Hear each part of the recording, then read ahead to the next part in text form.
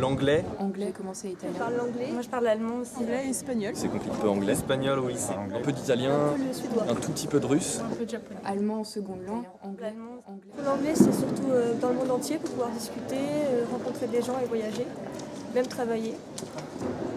Pour le suédois, c'est plus une langue qui est moins discutée mais qui est intéressante pour des pays qu'on ne connaît pas. Bah, l'anglais c'est bien si on part dans un autre pays et puis je pense que c'est un peu la langue parlée partout. Donc c'est cool. Ça peut être utile pour un entretien d'embauche. Comme c'est une langue un petit peu universelle, ça sert à parler avec un peu tout le monde. Puis pour certaines choses comme l'ordinateur, avoir un diplôme.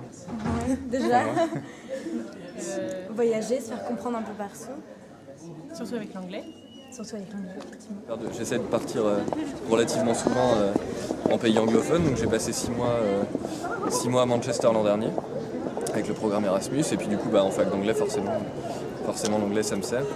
L'italien et le russe c'est un peu plus compliqué, mais si j'ai l'occasion de voyager en Italie c'est pratique. Je continue l'allemand parce que je pense que c'est une langue qui mérite, malgré ce qu'on en pense, qui mérite quand même d'être apprise parce que c'est quelque chose qui sert vachement au niveau de l'Europe.